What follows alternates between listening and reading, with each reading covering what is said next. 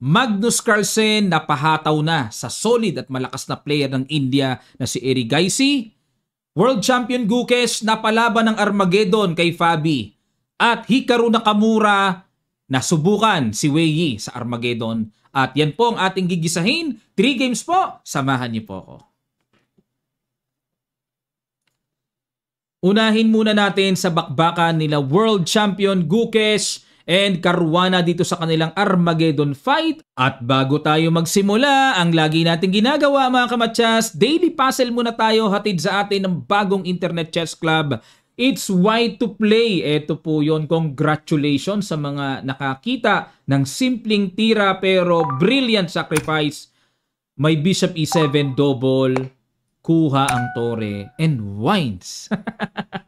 Panalo po ang puti mga kamatsas. Okay? At ang iiwan naman nating malupites na puzzle para sa video na ito, ayan, katitira lang ng F4, it's why to play mga kamatsas. Para masolve nyo po na nagagalaw nyo ang pyesa, click nyo lang po ang link na nasa description below. Kung wala pa kayong account, gawa lang kayo ng account. Free lang po ito, hatid sa atin ng bagong Internet Chess Club mga kamatsas. Okay po? Ang bakbakang World Champion Gukesh and Caruana nag-Knight F3. Nakiramdam muna. Knight F6 si Fabi. Nag-B3. Aba, Bishop B2, papyang keto. D5, Bishop B2, C5, E3, at nag-G6. Okay. Medyo makunat po itong labanan na ito. Kung tawagin ay Sicilian Invitation. Reti opening. Grabe. Ngayon ko lang narinig yun. May Sicilian Invitation pala. Capture, Bishop G7, Bishop E2, castling, at dito nag-Knight C6. Draw lang ang kailangan ni Fabi, mga kamatsas. Panalo na siya. Must win naman si World Champion. At nag-D3, Rook B8, ang plano B5, at yan ang lumalabas na novelty sa labanan na ito dahil ang old lines, B6, Queen C7, Bishop G4, Bishop F5, Rook E8, yan na po yung mga na-try na. Pero itong Rook B8, bagong-bago kay Fabi, no? Mukhang mag-A6 tapos B5. Pinigilan ni Gukesh. A6, i-B5 pa rin. Pinigilan ulit ang pag-B5. Hindi na kayang mapilit. Pero obligado nang itira ito para ma-develop. Yan ang gusto ni Fabing setup ng development ng bishop niya. Queen D2 angat lang. Bishop F5. Ay, talaga nagbago ang isip. Nakakalito. Kala ko doon na eh. Pero nag-Bishop F5. Pressure ba dito? Gets ko na. Rook D1. Dito mga kamatsas, ito yung pinoprovoke ang white na tumira ng E4. Para yung bishop, pag umalis, yung D4 makukuha ng black. Pinapabuka lang yan eh. Tapos ang bishop, pupunta yan dyan para dito, kontrolado na ng black yung D4. Yun ang mga diskarte para makakontrol tayo ng mga square-square. Yun. Pero hindi naman nakuha, hindi na pukaw. Nag-Rook D1 lang. Ayan, para extra support. And ang gusto dito ni Gukesh, yung D4 ang nakikita ko dito, ang nararamdaman ko. Knight D5, yun nga lang. Knight D5, ganda rin. Ang ganda. Bishop E6. Dito, hindi makapture ni Fabi, mga kamatsas. Pag kinapture kasi, kakapturein lang yan. Okay? At anytime naman na kumapture dyan, may E4 eh. Double attack. Naku, bigat. Di tatakbo yung knight. Halimbawa, knight A5 para kahit papano, may mga ganun-ganon. Pero kakapture na doon, takes, and then E4, takbo ang bishop sa G4, may knight E5. Ubos, one piece down. Maliwanag, mga kamatsas. May ganyan pala ang sakit, ano? Kaya balik tayo. So, ang ginawa dito, Bishop E6, capture, okay, bahagyang nasira, humina ang pawn structure. Bishop C3, makunat talaga si Gukesh, ano? Bishop C3, alam ko na. Yung queen ilalagay dito, mga kamatsas. Inuna buntot, ililikod ang ulo. Lagi nating inaano yan eh. Pag ang bishop nandyan, may ganun. Una, ulo. Dito, una, buntot. Lalagyan ng ulo para atakihin yung pawn sa F6. At nag-A5, ayun, para talagang mahawakan ang B4 square. Okay, pero binad mo ba ng computer? Ang tira daw po is knight E5. Yan ang accurate, mainam. Oo nga, ano. Ganda nito kasi kung kakapturein naman, mari-repair naman yung pagka-double pawn. Kakapturein naman yung pawn sa E5. Diba? Shout out kay Brad Silvestre. ng USA. Ayan. Ka one-on-one training ko kanina. Sa mga gusto po mag-avail ng one-on-one training, contact lang po kayo sa Kamatsas Messenger. Iaayos natin ang schedule at ifo-forward sa inyo ang buong detalye how to avail the one-on-one private online kay Coach Nava po. Okay, so balik tayo dito sa A5 at nag-Queen B2. Ayun na nga, inuluhan na, binuntutan. At nag-Queen E7, dinipensahan at nag-Knight D2. Ayan. Ang purpose nito, ang basa ko, ay pupunta sa E4 para diinan ng atake yung pawn sa F6. Imagine niyo po, Knight E4, F5, pupunta doon. Ay, hindi na pala. Capture na pala. Sorry. Akala ko wag Knight E4. F5, tutungtong pa doon eh. Ayun, diretso na nga pala. Oh. Ooknatin na yung bishop sa G7. Bagong salita yun, ooknat ha. Okay. Pero ano accurate? Sorry po ha. Lagi natin tinitignan ng accurate eh. Bad move yun eh. Pero ito pala ang mas mabilis. Mas on point. Oo nga. Mas mabagsik ito kasi may D5. Oo nga. Mas ibang dating netong D4 na to, no? Yun ang na-miss dito ni Gukes. Okay, balik tayo sa Knight D2 and Knight E5. Okay. Bad move naman ang naging treatment dito ni Fabi. Dapat daw ang tira ay Bishop F5 mga kamatsas. Diyan pa rin talaga. Yun nga lang annoying sa mata natin. Bakit? Pag tira mo ng Bishop F5, lalong talagang parang pit-pit yung Bishop dyan.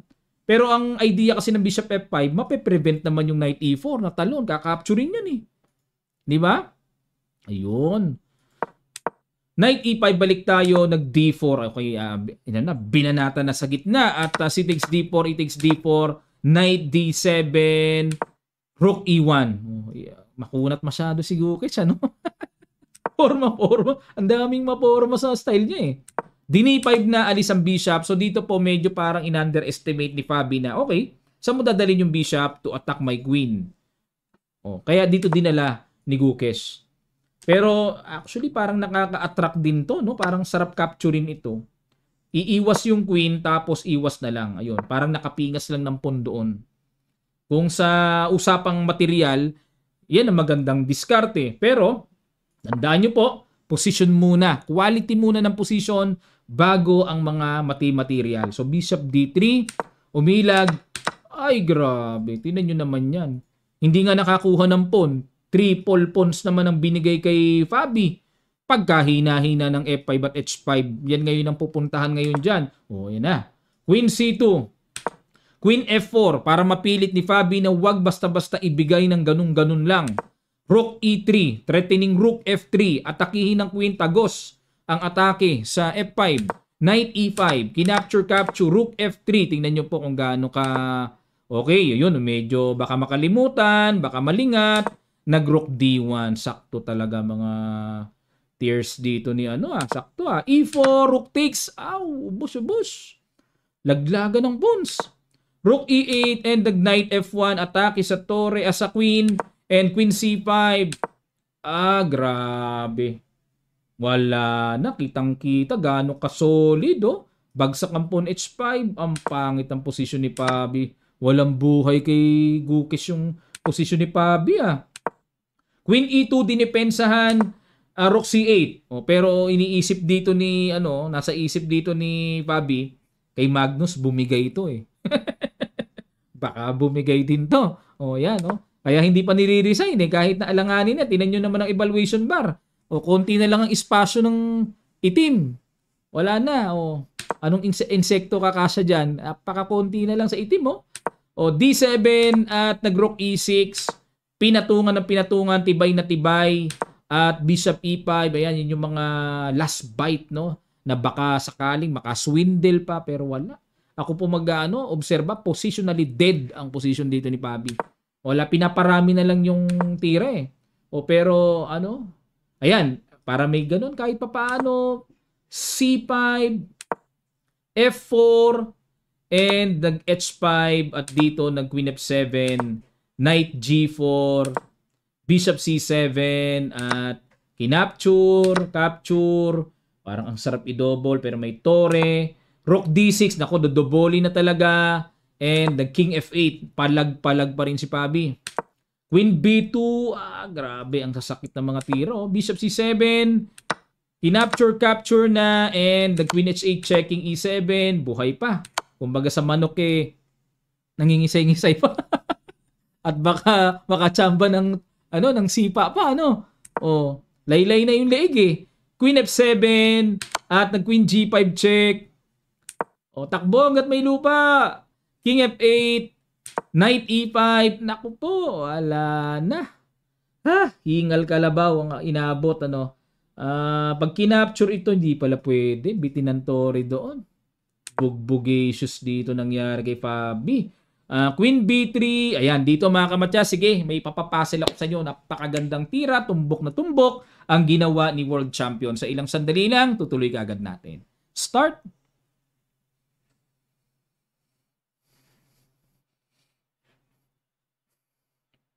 Maraming salamat po mga kamatyas. Boom! Rook D6, sacrifice. Para yung Torre mabilis na maiambag sa pag-atake. Okay? Pag kinapture anytime, may capture dyan sa D8. So nag-E3 na lang. Yan na lang talaga yung mga last bite na po pwedeng ipangkagat ni Fabi para makagulo-gulo. Pero sorry, may mas mabilis na tirada si World Champ. Nag-resign na po. Bakit? King E7, Matyas. Okay. Sarap nga sana, imati kambing, kaso bitin pa yung pawn sa D7. Matyas. Okay. Nanalo po si Gukes. Okay, meron tayong susunod Laro naman ni Nakamura and kay Wei. Armageddon din yon mga kamatyas. At bago tayo lumipat doon, akin lang pong banggitin, this Sunday na ang ating third session ng live training. Exclusive lang po ito para sa mga kamatyas super supporters natin na mag-a-avail. So click nyo lang po ang link sa description below para malaman yung kumpletong detalye bago po kayo mag-register. Kung di kayo makapanood ng live, automatic may replay po kasi recorded na yun doon. Okay? Mapapanood nyo pa yung mga previous lessons na nagawa na namin. Okay po, so join na po kayo mga kamatyas. Very affordable, napakaganda. Click nyo lang ang details how to join. Okay, lipat po tayo ngayon kay Nakamura Wei. White dito si Naka. Nako, must win si Naka. Tabla lang kailangan ni Wei. Nag B3. Ayun, tinirahan na ng Larsen. D5, Bishop B2, Knight F6, G3. Dinoble fianchetto, hindi nag Larsen talaga, no? Knight F3, C5, Bishop G2, Bishop G7, castling, Knight C6, Knight E5. Teka muna. H5. Grabe. Kakaiba to. Ito, rock and roll na variation ni Wei dito. Okay, ang gusto kagad ay i-H4. Pero kahit na medyo kakaiba ito, no, sa maagang ito, pero yan po ay bookline pa. Okay, kinapture para kahit paano ma-damage na ang pawn structure. At ayan ang novelty. Lumabas na. Knight C6 ang novelty, H3 ang old line. Old line idea, pag H3, H4, may ganun po kasi. Idediretso lang yung pawn, paki-imagine nyo po, para manatiling solido ang king side. Kasi pag naka-H4 ang block dyan, wala na, hindi ka na pwede mag-H3 to close. Malabo na yun. So, yan ang novelty ngayon ni Naka, and nag-H4. Ayan, pinipigilan talaga yan Either H3 or H4. O kaya talagang in-H4 na talaga para wala ng H4 ang block. Castling, C4, ayun. Binigyan po ng bad move dito si Naka. Pero ang basa ko naman dito, parang normal lang naman. Pag C4, hindi pwedeng basta-basta magpupush kasi nga libre yung pawn sa C6. Diba? Pero akalain nyo mga kamatyas, boom! Diniporan pa rin ni Wei. Grabe. Grabe ang natanaw. Kumbaga sa isip ni Wei, isang pawn lang yan. Capturein mo. Parado naman ang bishop mo. Okay. Nag-Chinese na hindi maintindihan. Okay. Balik tayo mga kamatyas. Pero dapat daw ang tira dito ay hindi C4. Dapat daw, ayun lang. Yun lang. Napakabigat makita niyan. Queen E1 ang tira ng computer. Ano? Mapapaano ka? Balik tayo sa C4, D4, D3. Ayun. Parang may something Ano ba nakita ni Naka? At hindi niya makapture ang pawn C6. Mag-rook B8 lang. Ayun, lalim. Malalim?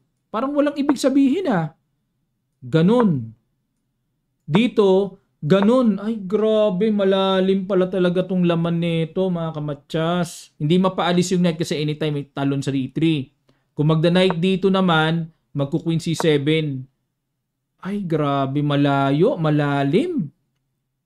Parang wala lang, oh. Pero natanaw yan naramdaman ni Naka na parang may something talaga. Nag-D3 muna siya. Kumbaga, sa isip niya, okay, double pawn din naman yan. E5, na sobrahan talaga ng pagpapakain dito si Wei Yi. Oh, dapat daw ang tira is Knight G4 pa rin. Knight G4, talagang giveaway na pa rin pala yung C6, ano? O, balik tayo sa E5. Knight D2, talagang dead kay Naka yan. Develop lang siya. Queen D6, ayun na. Time na para depensahan. Queen C2, okay, angat lang, develop. A5. Bakit? Ito naman, dito naman babasag si Wei Yi.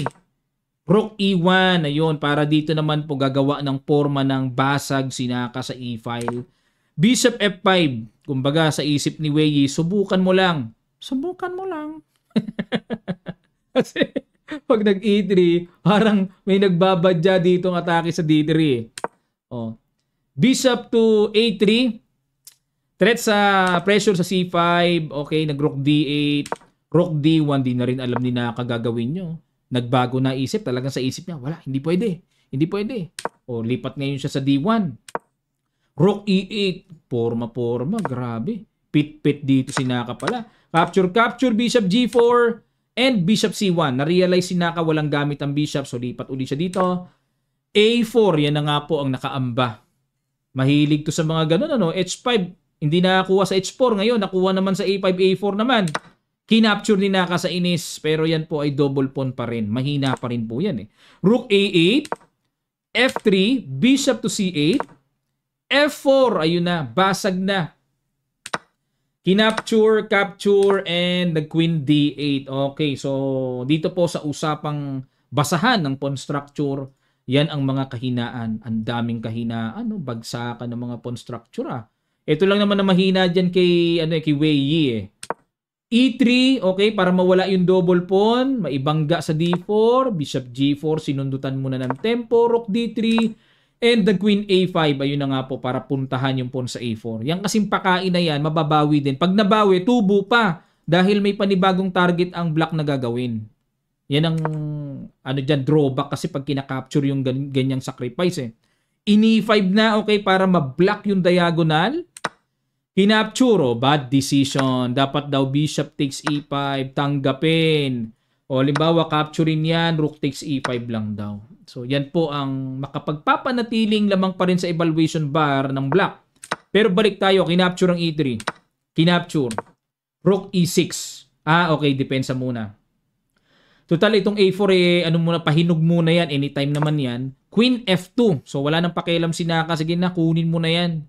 At nagbabadya sa Queen F2 na parang bubuksan yung F-file. May something atake sa F7. Kinapture pa rin ni Wei Yi. Kumbaga, wala pa siyang tiwala na saan mo dadali ng bishop mo. Parang gano'n, saan mo dadalhin para ma-atake mo yung F7 ko? Wala pa namang paparating, eh. A3, niligtas yung isang pawn sa isip ni Naka, lamang tiyan din to. Nakakapanghinayang, ligtas ko muna. Pero, ang tamang tira po ay Rook C1. Yan pala tamang tira. Depensahan ang C4. O, yun nga lang, parang anytime pwede nang kunin to, ah. No? Grabe, positional advantage ang black, eh. A3 ang ginawa. Bumagsak nga lang yung pawn C4. King H2, iwas na sa mga potential check-check.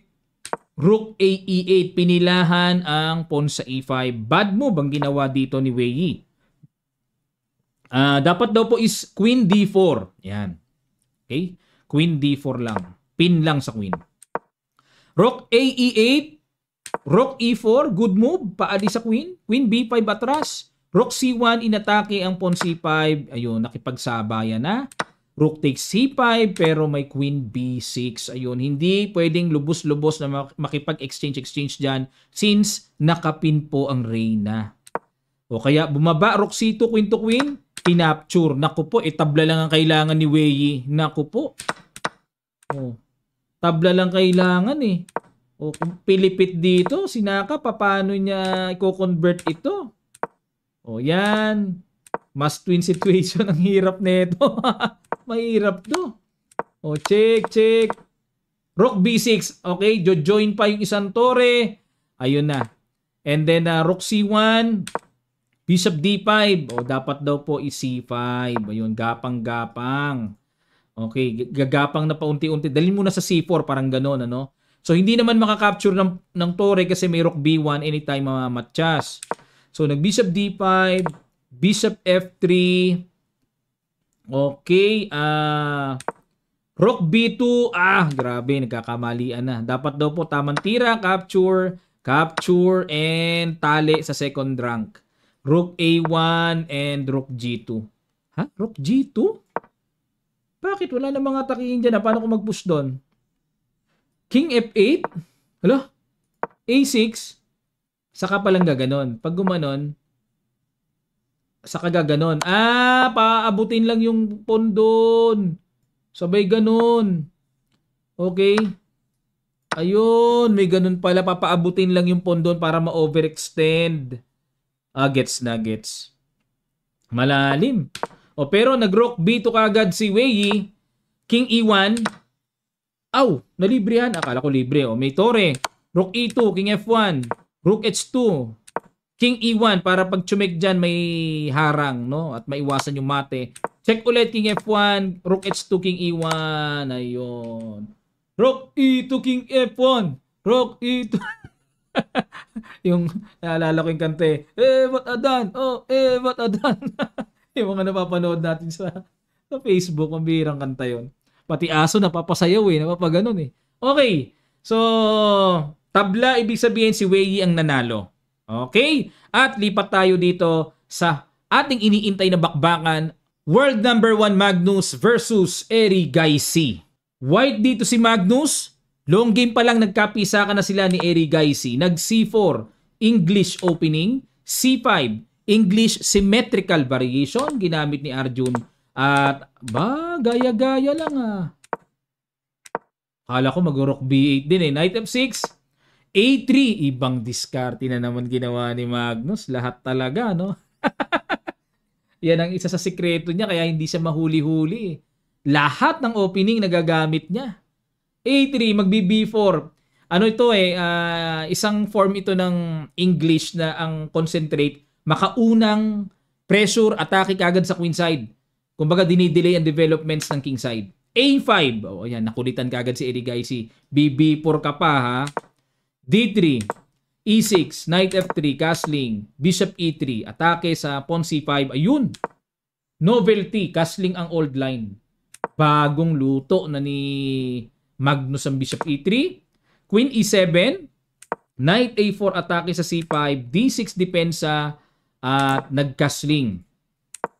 Rook B8, D4, kakaiba naman. Bago na naman to takes. Pinagka-capture, yun nga lang po, ang aking napansin dito, butas-butas yung squares ng black. Weak ang pawn A5, butas-butas.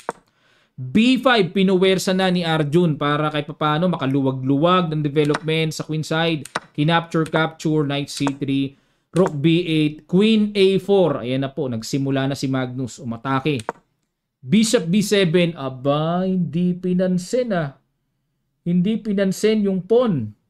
Kinapture, capture. Dahil talagang pala isipan, bakit kailangan ibigay? Ano meron? Nakakatakot ba yan? Si Magnus po, inaalam niya kung nakakatakot o hindi. Pinatulan ang capture sa A5. Parang wala siyang makita talaga Ano meron? Wala E5, Bishop E3, D5, at nag-Bishop G5. Ayan, para tatagpasin yung Knight. D4, capture, Knight D5, Bishop to G5. Okay, umiwas.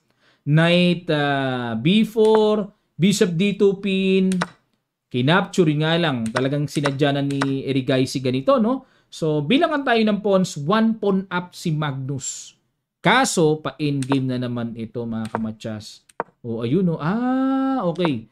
Isang bagay na dapat natin matutunan when it comes to ending, capture, ito po ay drawish. Okay, drawish, ililigtas yung pawn, tapos mag-G5 lang, wala drawish yan, mga kamatsas. Itong G5 is very important to prevent H4 or F4 mamaya. Ilalagay yan sa G4 para talagang kontrolado na ang king side pawn structure. So wala pong magiging mabisang pang-atake ang puti dito pagka ganitong sitwasyon. Balik tayo sa Queen F4. Kinapture, capture din. Queen B7. So maintain ang pawn up advantage. Queen F6. Threatening, check doon. Rook E6, ayun. Bumigay na bad move si Erigaisi. Dapat daw ay H5 lang. Extra pasingaw sa king. Pero dahil nag-Rook E6, Rook D8, ayun, bawas-bawas, trim-trim, check, B4. Yan ang mabigat. Yan ang mabigat. Talagang malusog eh. Oh. Malusog ang healthy eh. B5, grabe talaga si Magnusing. Ayun, talagang tuluyan ang bumigay. Di natin masisi, talagang parang kung ako black dito, feeling hopeless eh. 'Di ba? Parang basta-basta nila ipo-push doon, tapos ganun, ang daming paparating. So, nag-Rook B6. Although ang accurate po is Rook E4. Kaso parang itong Rook E4 ng computer, parang threat lamok eh. Parang walang kasunod eh, 'di ba? Kaya nag-Rook B6 na lang sa isip ni Erigaisi, makapigil-pigil sa pagprogreso. Pero dito mga kamatyas, ito matindi na natumbukan ni Magnus. Number 1 computer move, Stockfish. Pakiguess nyo, sa ilang sandali lang, tutuloy kagad natin. Start.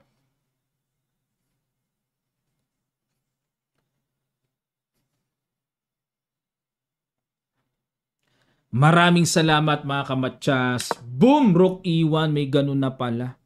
E1 na pala oh. Grabe, meron palang back rank. Queen B8, nagkaroon po ng pwersahang tuloy pa rin. What a beautiful endgame ideas by Magnusing. Tingnan nyo po. Considering with the powerful B pass pawn. Dito unang tingin ko parang makaka-perpetual check. Akalain mo sukat ni Magnus oh. Sukat niya yung mga takbo. Hindi pala mape-perpetual check yan. May takbo pala na ganyan. Grabe mga nakikita nyo oh. Samantalang yung F2 hindi naman malagasan at depensado. Timplado mga kamatyas oh. Kita niya. Ayun, minove niya para kahit papano. O nainggit sa forma, ginaya. And the Queen D3, Queen C5, Queen F5 checking D6. At na-realize dito ni Erigaisi, wala na. Yung king pupunta na doon, tutulungan na yung pawn para maitulak. Hopeless. Kaya nag-resign na po ang legendary, malakas na player ng India ngayon, Erigaisi. At dahil dyan, ito po ang standing. Ayan, hatid sa atin ng Kamatcha Super Supporters. Shout out sa ating mga members. Ayan, sali na po kayo para kayo ay makasama this coming Sunday. Nangunguna na si Magnus ulit sa score na 8 points dahil 3 points ang binibigay sa panalo sa long game. Fabiano Caruana 7 points, Hikaru Nakamura 5.5 points, Gukesh and Erigaisi 4.5 points at Wei ay 4 points. Ayan, nalalakasan na ako kay Wei ah. Pero sa ganitong field, kulelat eh, no? Hirap na hirap si Wei. Okay, yan po ang ating mga umatikabong report sa katatapos lang na round number 4 mga kamatyas. At antabayanan pa natin ang iba pang mga paparating, malalaking ganap dito. At ang susunod na makakalaban ni Magnus ay si Fabiano Caruana na. Okay, and Wei versus World Champion Gukesh, Arjun Erigaisi versus Hikaru Nakamura.